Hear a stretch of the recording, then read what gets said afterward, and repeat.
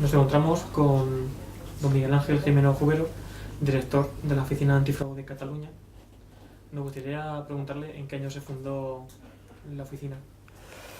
La Oficina Antifraude de Cataluña se funda en el año 2008, como consecuencia de la ley de 5 de noviembre de 2008, la ley 14 del Parlament de Cataluña. Había tenido un proceso anterior que estuvo a punto de ver la luz, la ley en el año 2006, pero en fin, los avatares políticos dan lugar a que se disuelva el Parlamento, por razones políticas obviamente, y que quede paralizada, y entonces se inicia en 2008, finales de 2008. Con lo cual, ¿cuáles son las funciones vitales de la materia de prevención de la oficina? La oficina pretende, y el propio preámbulo de su ley lo establece, tener una función de control o de promoción de la integridad y del buen hacer dentro de la administración pública catalana. Y tiene dos funciones esencialmente.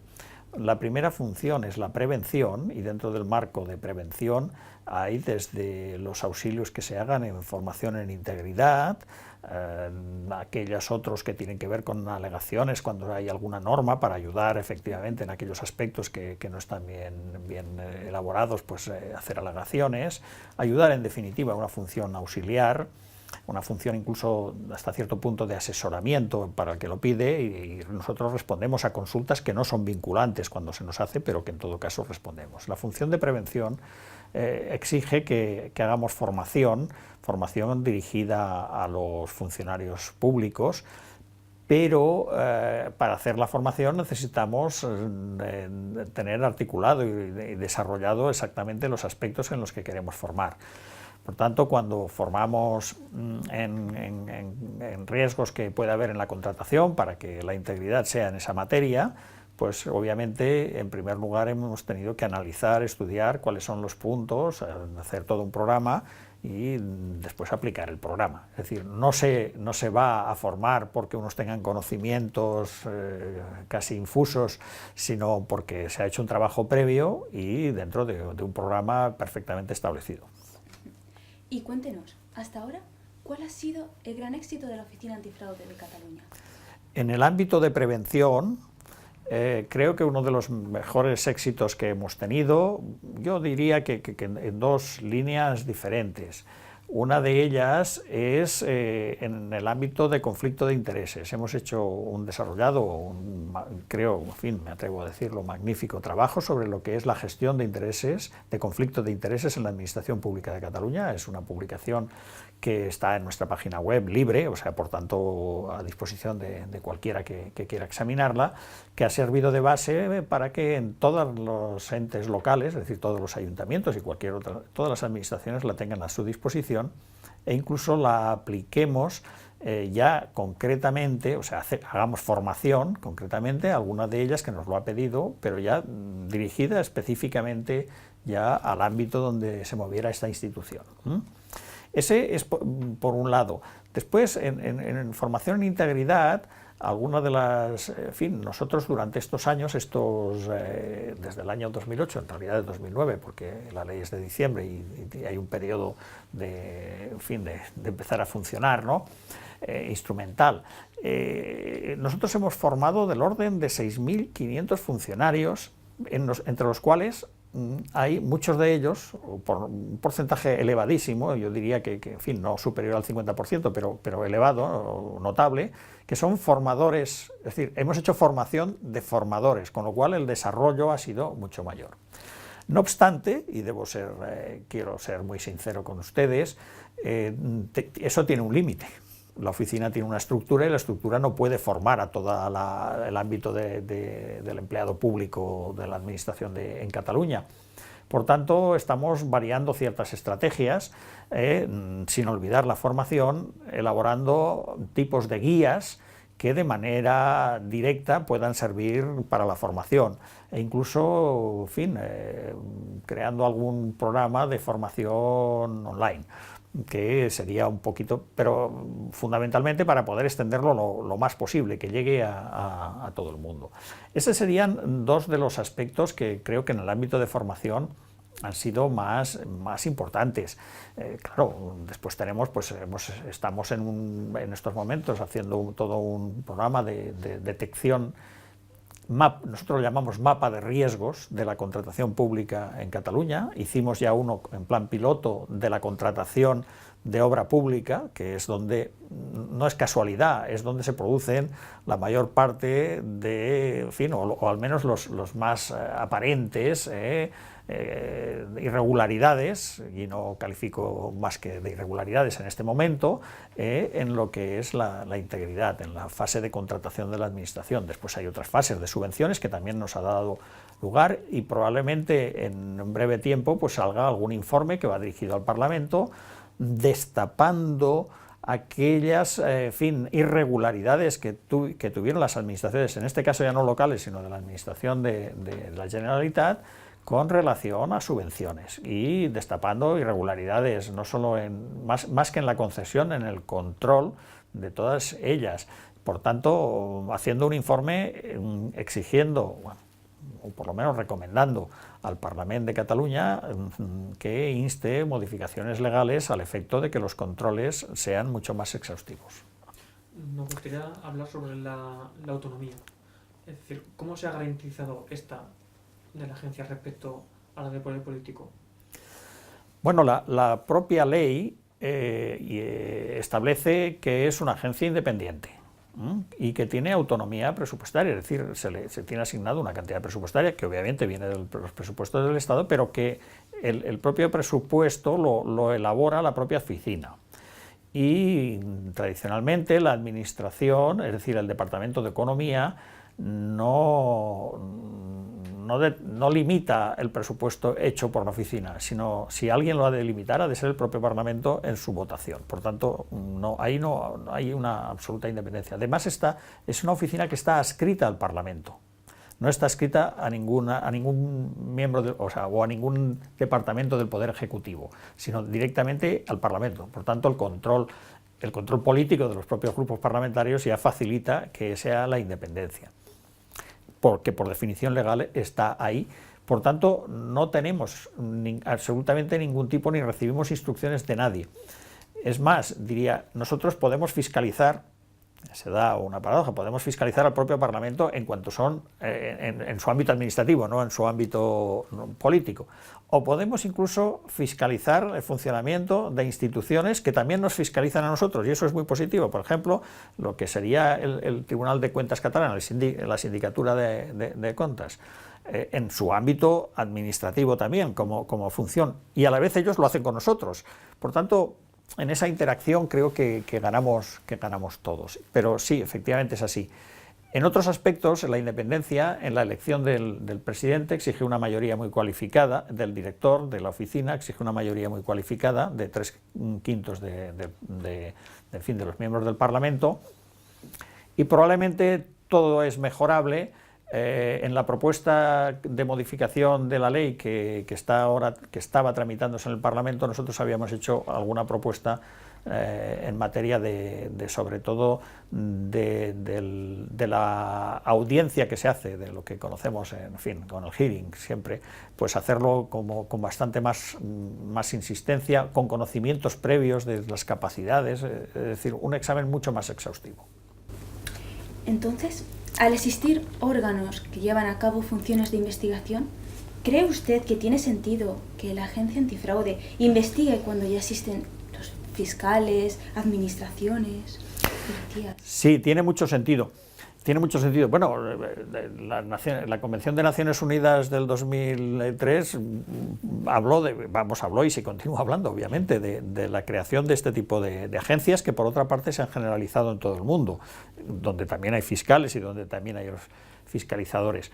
Básicamente, a mi juicio, hay una razón de peso. Un tribunal de cuentas actúa post. Una agencia antifraude actúa aunque al tiempo que se produce el hecho, por tanto puede ser mucho más efectiva porque actúa antes. En estos momentos el Tribunal de Cuentas de Cataluña, en fin, la Sindicatura de Cuentas de Cataluña, pues probablemente esté en su plan de análisis de cuentas, esté haciendo el año 2015.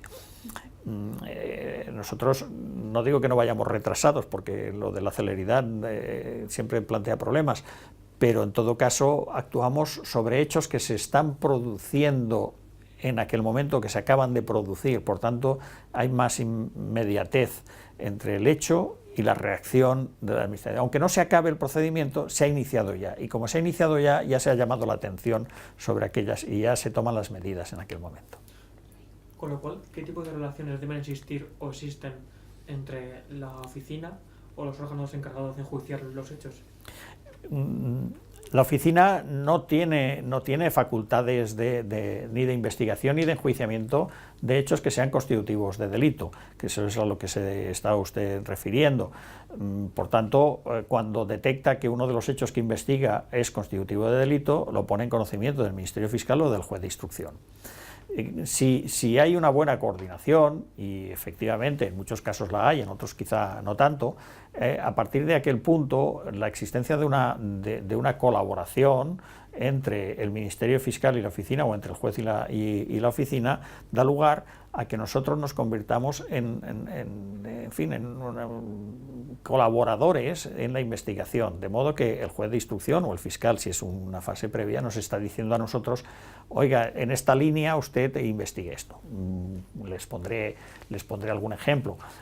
Estábamos en un momento determinado investigando, en una universidad, pues ciertos gastos que se han hecho, de algún tipo de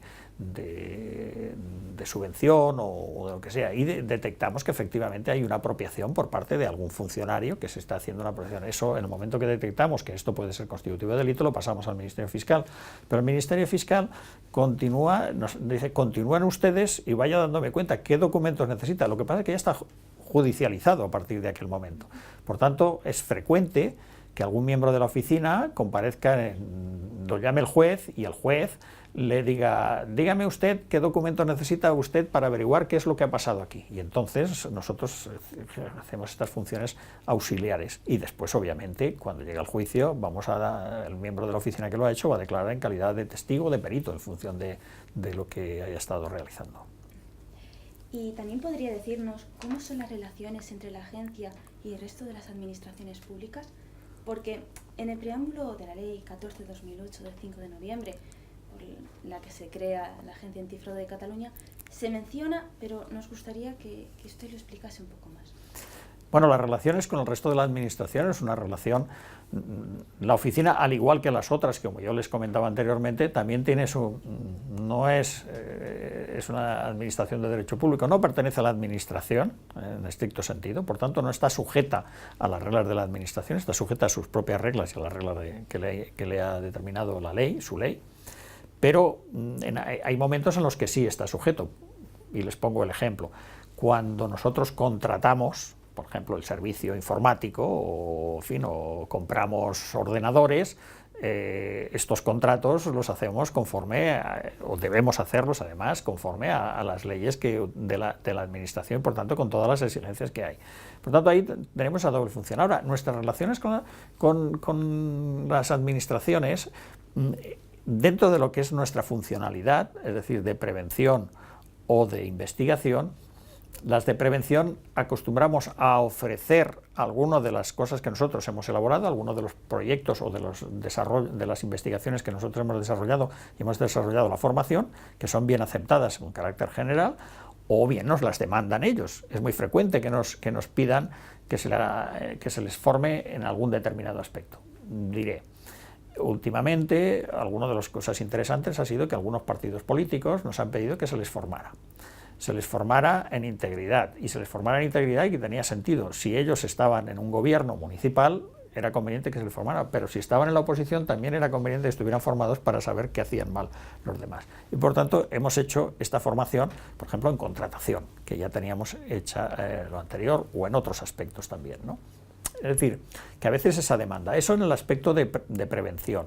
Pero en el aspecto de investigación, aquí nosotros no tenemos no tenemos ninguna vinculación con ninguno de ellos. Nosotros pedimos y ellos tienen que darnos lo que nosotros le pedimos. Aquí tenemos una posición de autoridad en el ejercicio de nuestras funciones, y dentro de los niveles de competencia nuestros, cuando pedimos un expediente se nos debe dar el expediente. Y si no se nos da el expediente, estamos facultados por la ley para pedir el auxilio de la policía, en definitiva, para ir a buscar el expediente. Por tanto, ahí hay una posición de preponderancia funcional para lo que es la investigación. Y respecto a esto que acaba de decir, ¿encuentran colaboración o reticencias sobre esto? En general, no hay reticencias para dar la información. Es cierto que en alguna ocasión hay retrasos, pero eso es comprensible si tenemos en cuenta que a veces pedimos documentaciones que en fin, sobre todo en ayuntamientos pequeños, no tienen medios humanos suficientes para llevar la actividad diaria y todo lo que nosotros estamos pidiendo. Pero se nos pide una prórroga para ofrecerla y acostumbramos a llegar a acuerdos con facilidad. En algún supuesto ha habido alguna reticencia, pero nosotros hemos, en fin, acordado hacer un requerimiento más formal, con alguna admonición al respecto de las que nos permite la ley, y desde luego, en fin, si es necesario, no hemos tenido que ir nunca utilizando la fuerza pública para recogerlo, pero sí, efectivamente podríamos hacerlo en determinadas circunstancias. Y ahondando en el tema que nos ha mencionado previamente, ¿dónde cree usted que habría que interesarse en un futuro para evitar la corrupción? ¿En el ámbito de la prevención o más bien en el ámbito de la investigación? Son complementarias. Igual que en derecho penal hay cumple una función de prevención general, es obvio que si nosotros evitamos que se den las circunstancias en las que se realiza un hecho ilícito, y ahora el ilícito no tiene por qué ser penal, puede ser también administrativo, incluso ni siquiera ilícito, puede ser irregular, o sea, en definitiva que no cumpla con los criterios básicos de la administración, aunque no conculque ninguna norma, ahí es donde tenemos nosotros las mayores posibilidades, porque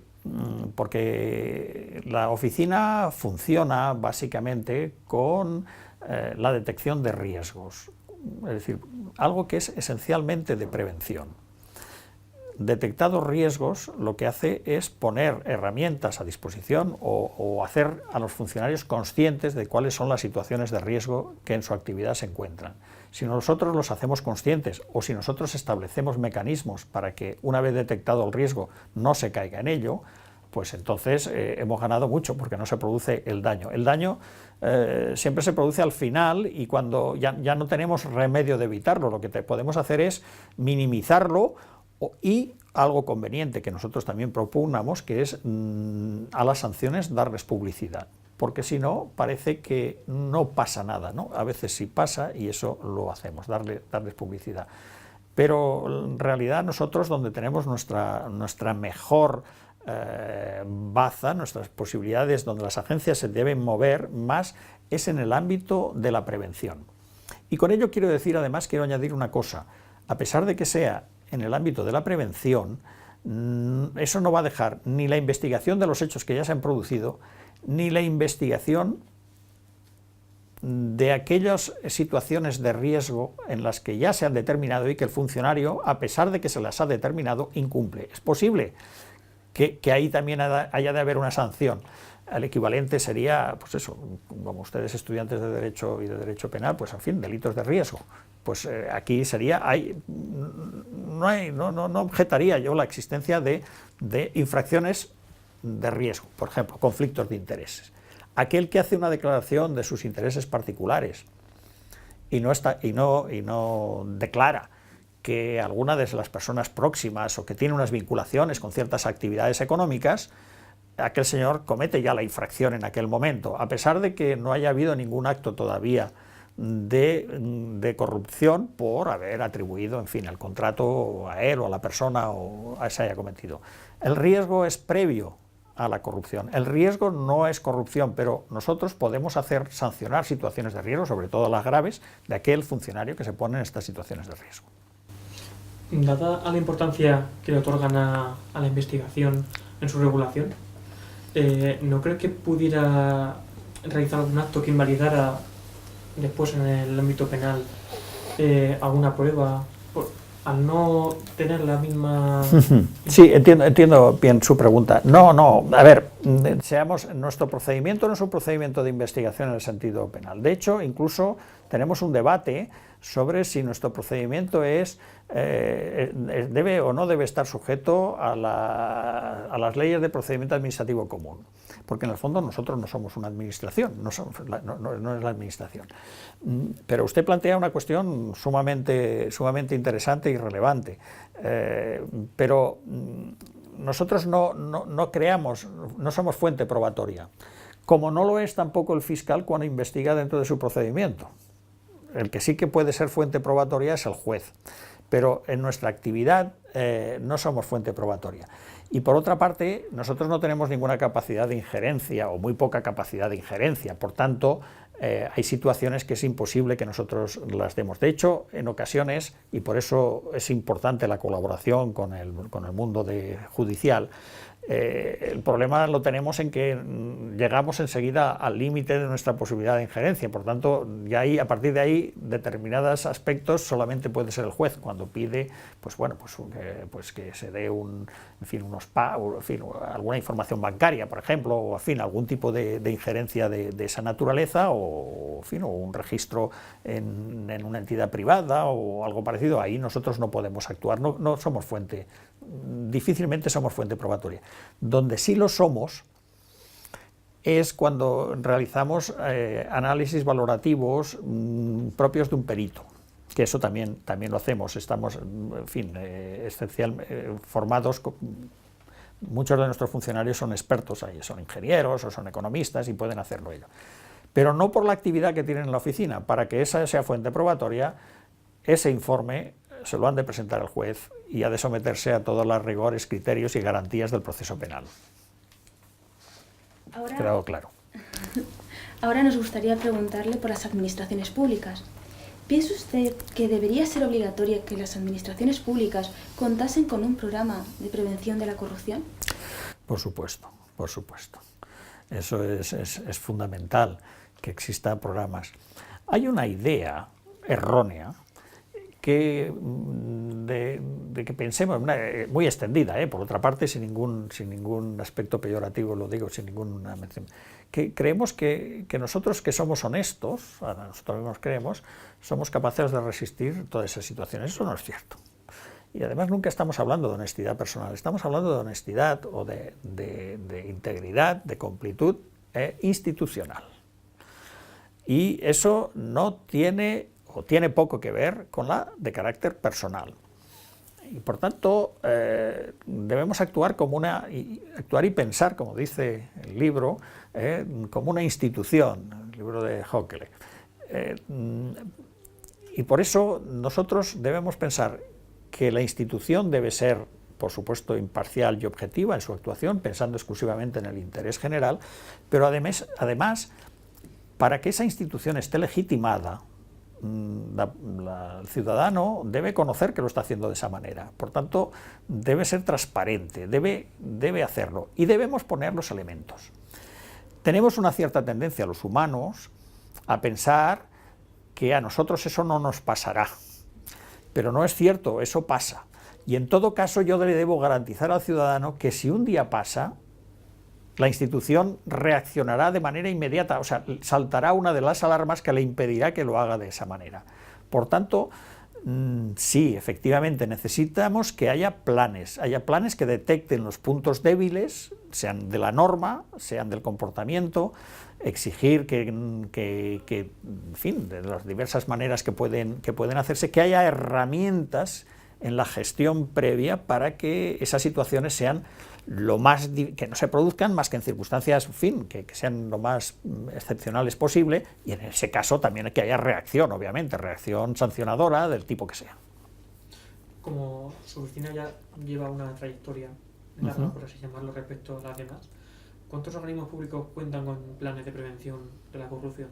Pues menos de los que nosotros desearíamos, porque como no es obligado, pues no lo tienen. Ahora, nosotros hemos conseguido que los planes de integridad estén en el ambiente de alguna manera. Algunas de las instituciones sí que lo han pedido, y las más promocionadas, y entonces nosotros lo hemos desarrollado íntegramente, y desde luego puedo asegurar que se nota en el comportamiento, lo nota el ciudadano enseguida. Es verdad que el funcionario en un principio piensa que se le está fiscalizando a él personalmente, porque todo esto que yo he hablado hace un momento de la institución respecto a la persona no es ninguna duda sobre la honestidad personal, ni muchísimo menos. Eso hay que tenerlo en consideración. Pero en cuanto se entiende perfectamente que cuando tenemos un plan es más difícil que se produzcan determinados hechos, lo aceptan porque es así. Y además porque comprenden que desgraciadamente en todos los colectivos se actúa más por imitación que por cumplimiento de las normas. Entonces, cuando hay alguna conducta de carácter irregular, ilícito o sencillamente de falta de integridad, pero la realiza la mayor parte de la gente, aunque normativamente no esté de esa manera, aquí se hace así, por imitación. Y la imitación se hace desgraciadamente por la parte baja, Por eso es conveniente hacerla por la parte alta, y ahí debe haber un compromiso, y eso es lo primero que nosotros hacemos en estos planes, que tiene que haber un compromiso ético por parte de los líderes que sean los altos funcionarios de donde va. Es imposible, eso que vulgarmente se entiende, hay que dar ejemplo, pues eso. Si no se empieza por ahí, es difícil que se pueda hacer de otra manera. Ahora, póngase en el supuesto de un municipio que quisiera implantar un programa de prevención de la corrupción. ¿Cuál sería, según usted, el primer paso que tendría que dar? Sensibilizar a los funcionarios, primero a los líderes, primero si es un municipio, pues al alcalde o al gobierno municipal, para que ellos estuvieran delante y ellos demostraran a sus propios funcionarios que están por delante.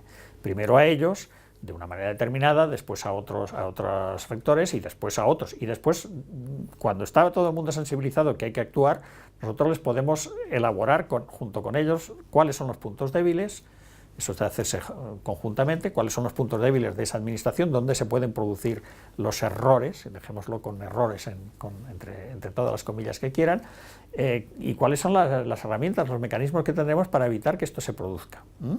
Y a partir de ahí se hacen unos planes. Luego viene la fase de comprobación.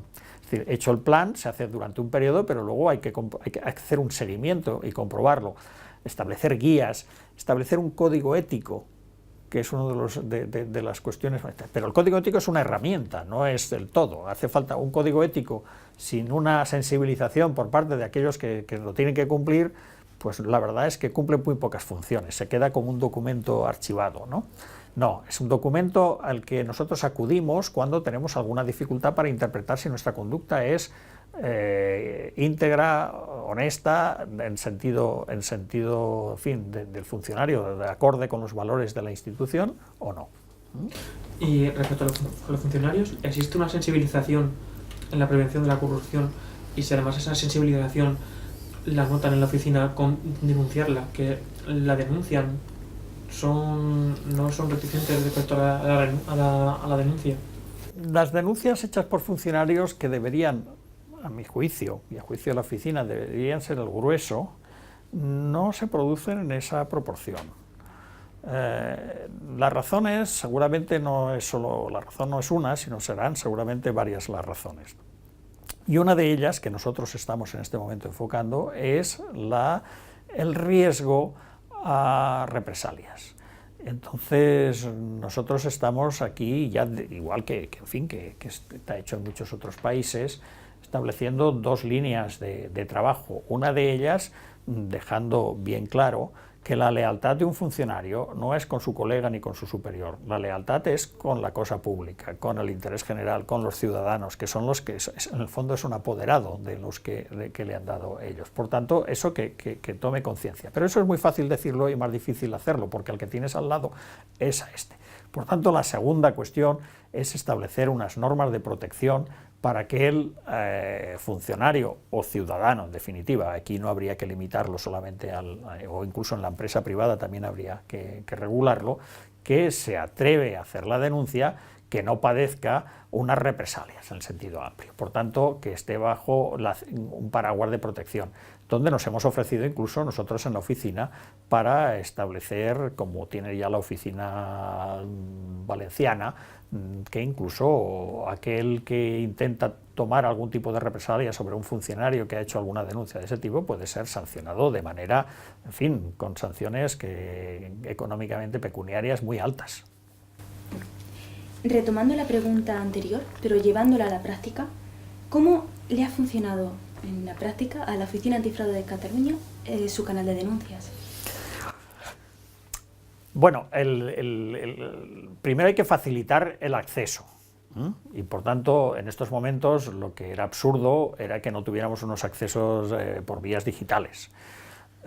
Y ya se tenían, y en papel y vías digitales. Eso no era el problema. El problema que se nos pudo plantear que se nos planteó en algún momento era si esos canales digitales, a pesar de que son más cómodos, y nosotros partimos siempre de confidencialidad, nosotros siempre actuamos con confidencialidad, por tanto, nuestro grado, se nos puede pedir además confidencialidad, pero nuestro grado de confidencialidad siempre es muy alto.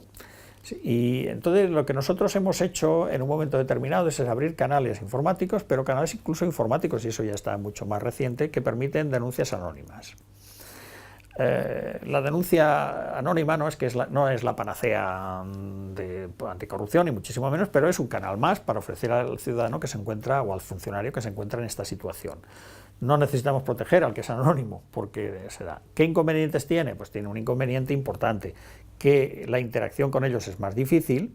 Si le falta algún dato, pedirle ese dato que falta o estas cosas es más difícil, y después que, bueno, pues que si es anónima, la verosimilitud de lo que está diciendo se debe hacer con criterios netamente objetivos, porque ni siquiera ves la cara. O sea, de los datos que ofrece tienes que deben ser suficientes para que tú puedas iniciar un juicio razonable de verosimilitud, ¿no? Que es evidente. Bueno, en este que nos movemos, nosotros estamos en estos momentos aplicando ya desde hace muy pocos días un sistema que ya se aplicó en el Ayuntamiento de Barcelona sobre poder presentar denuncias anónimas por Internet. Pero denuncias anónimas hasta el límite que ni siquiera, si utilizamos los canales ordinarios, siempre queda un rastro.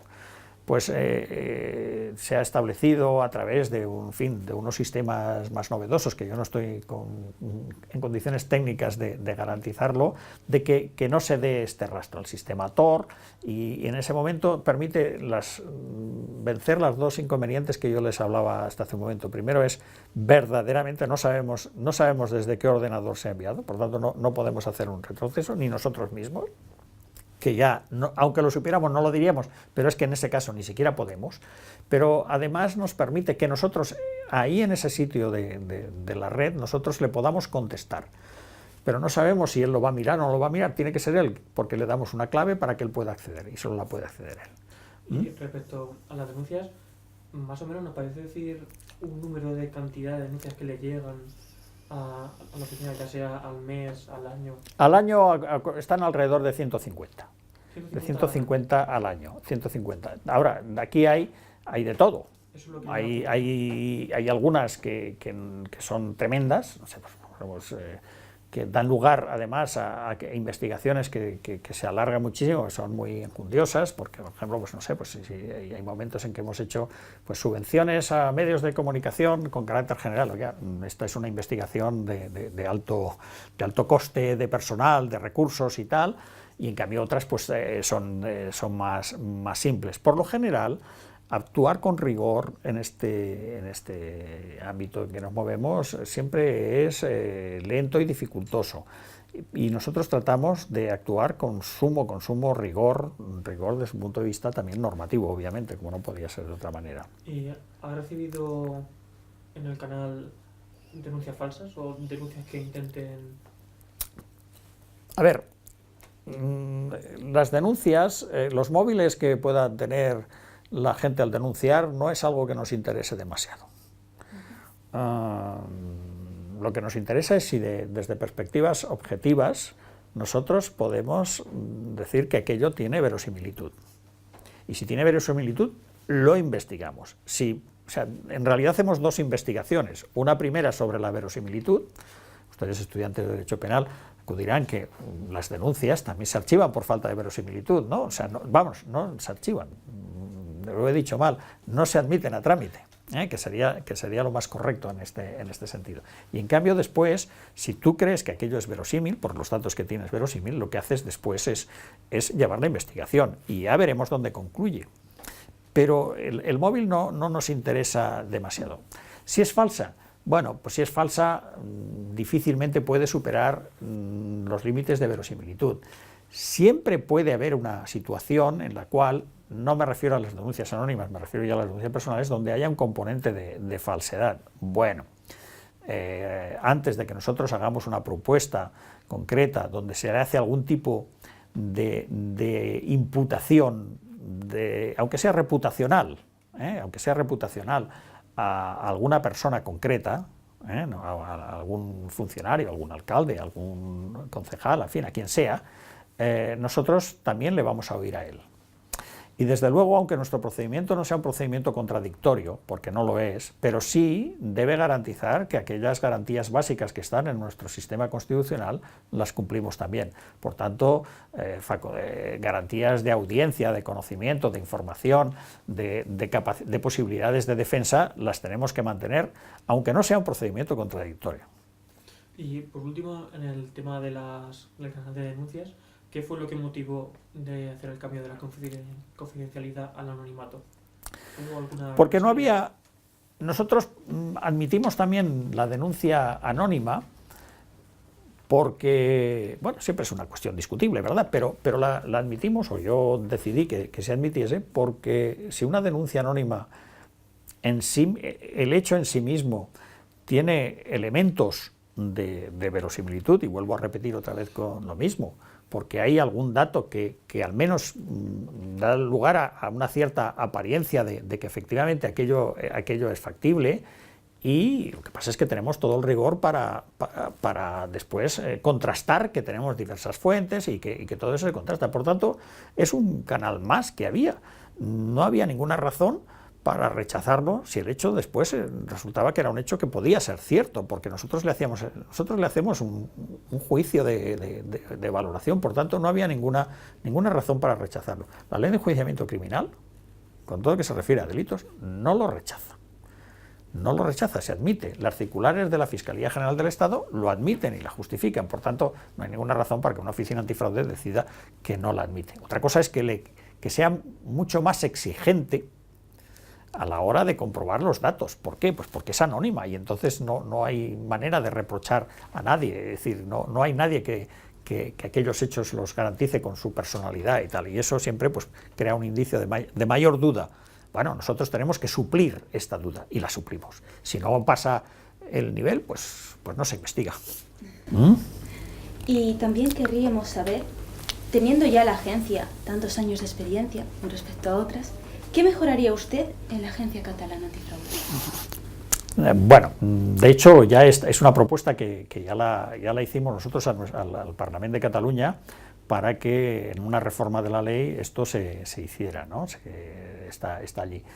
Tenemos diferentes aspectos. En un aspecto, digamos, de estructura propia de la oficina, hay ciertas garantías en la selección de los cargos directivos. Ahora se elige con una mayoría de 3/5, pero probablemente podría elegirse pues no sobre una persona que propone el presidente de la Generalitat, sino sobre que haya un trío de personas que tengan cualificaciones determinadas, específicas, que se hayan establecido. Otros sistemas hablan de concursos públicos para que se haga, pero bueno, en definitiva, para mí yo pondría, crearía la situación, la luz, encima de aquellos aspectos que tienen que ver con el examen, con las audiencias que se hacen parlamentarias. Audiencias parlamentarias que podrían ser mucho más rigurosas. Rigurosas porque deberían estar preparadas, es decir, conocer perfectamente quién es el que va a comparecer allí, y desde luego interrogar y examinar y que se acreditara allí las circunstancias. Yo creo que eso daría un alto nivel sobre esas cuestiones, o sea, sobre la capacidad. Eso es una de las propuestas que nosotros hicimos. Ahora, otra de las propuestas tiene que ver con el procedimiento. Ustedes lo han apuntado. Nuestro procedimiento es un procedimiento de investigación donde no queda muy claro exactamente si estamos en un procedimiento administrativo o estamos en otro procedimiento. Desde luego no es un procedimiento penal, pero en todo caso, si debemos sujetarnos a reglas propias del proceso, si nuestras resoluciones son recurribles. Fíjense ustedes qué cosa, ¿no?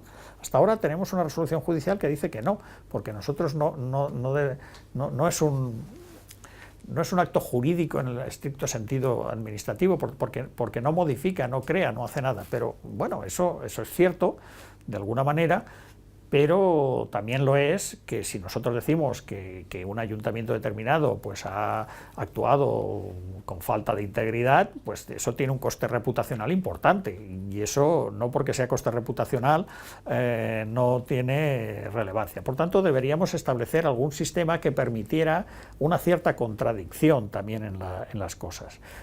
Eso también pedimos al Parlamento que se lo plantee.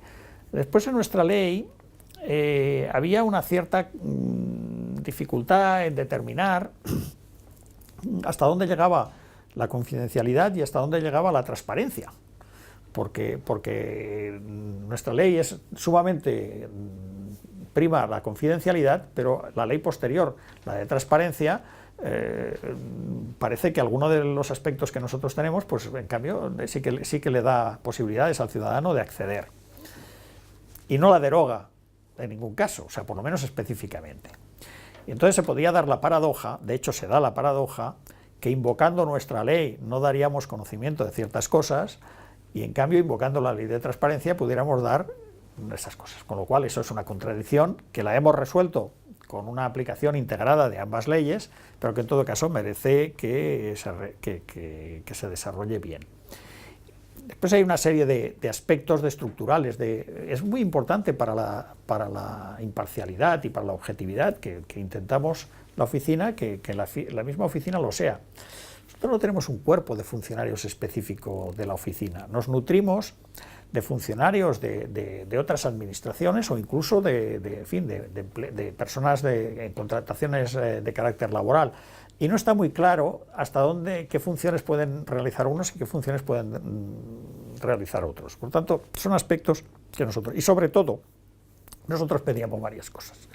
La primera de ellas, que nosotros tuviéramos mayores facultades para acceder a registros públicos, que nosotros pudiéramos manejar a la hora de hacer análisis o investigaciones globales, porque no estamos ya en la época donde nosotros podamos ir caso a caso. Caso a caso son estos 150 y con ellos son muchos para hacer caso a caso. En cambio, si nosotros, como hemos hecho en algún supuesto, estudios de los que se nos aparecen, sabemos exactamente dónde están los puntos débiles dentro de lo que sería el mapa catalán, y por tanto, sabiendo esto daría. Por tanto, alguna capacidad de injerencia en ese sentido. Y sobre todo de control de las declaraciones de intereses, porque eso nos permite controlar los riesgos que se producen de conflictos de interés. Para ir finalizando, la oficina es una herramienta útil para aumentar la confianza de los ciudadanos, o se puede percibir como una administración más que no aporta la corrupción. No, sí, vamos, estoy convencido de que la oficina, y tenemos que hacer más esfuerzos, es útil y que debe ser percibida a los ciudadanos, pero como siempre pasa, la confianza es algo que cuesta mucho alcanzarla y muy fácil de destruir. Entonces ha habido episodios a lo largo de la historia de la oficina pues que han destruido confianza, y cuando destruyes confianza, destruyes legitimidad. Porque entre la legitimidad no es algo que venga determinado por una norma. Sí, claro, viene determinado por la norma y tú eres el legítimo, pero la legitimidad viene determinada también en estos supuestos de este tipo de instituciones, porque la confianza que tenga el ciudadano. Si el ciudadano no tiene confianza en la actuación de las oficinas antifraude, como si no tiene confianza en la actuación de los jueces, estos, y la oficina en este caso, perdemos legitimidad y por tanto no cumplimos bien nuestra función. ¿Cómo se gana la confianza? Actuando correctamente dentro de nuestro ámbito de competencias y con un rigor tremendo a la hora de cumplir nuestros aspectos, poniendo en primer lugar los valores propios de la oficina. Y la oficina debe ser una oficina imparcial, pero debe ser una oficina objetiva y, por tanto, y transparente. Si nosotros cumplimos con todos estos requisitos y además añadimos pues, los tratos adecuados, pues no podemos olvidar que existe un derecho que ya se considera de carácter subjetivo, que es a la buena administración, ¿no? En fin, y si tenemos un derecho subjetivo a la buena administración, el ciudadano tiene que saber que hacemos todos los esfuerzos por eso. Si eso lo hacemos así, adquirimos confianza ciudadana, adquirimos mayor autoridad, mayor autoritas. Y ya por último, ¿en qué percibe usted la aportación de la agencia en la lucha contra la corrupción? Desde lo que hemos comentado anteriormente hasta ahora. Bueno, las agencias en general y la oficina esta en particular, creo que es un buen instrumento para marcar pautas de integridad, no solo anticorrupción, sino de integridad, y por tanto también de corrupción, sabiendo que conforme a los valores propios que les he hecho, va a actuar siempre. Nuestro problema no es que no actuemos siempre, nuestro problema está en que no actuamos en ocasiones con la suficiente celeridad, porque los asuntos, hasta que no los concluimos, no podemos, ¿verdad? Pero si lo hacemos siempre, yo creo que ahí crea ese ámbito, ese ambiente que se da en una determinada comunidad o en todo nuestro estado, en que alguien está haciendo algo importante por los ciudadanos y entonces te admite como tal. Creo que esa es una de las bazas que hay. En el ámbito de prevención creo que hemos hecho magníficas aportaciones y en el ámbito de investigación, a pesar de que yo debo ser confidencial, como les he dicho antes, y en muchos casos no puedo hablar de aquellas que no están concluidas, también, y entre las concluidas hay algunas que si ustedes miran nuestras memorias, pues realmente son relevantes y hay que saber leerlas. En muchas ocasiones y en alguna vez yo en ámbitos en el ámbito político del Parlamento, en la comisión de que comparezco el presidente el director de la oficina, que es la Comisión de Asuntos Institucionales, yo he repetido muchas veces, fijen ustedes los objetivos que quieren alcanzar, denme las herramientas normativas suficientes para alcanzar esos objetivos y después pásenme cuentas, pero no antes. Muchas gracias por su colaboración. Muy bien.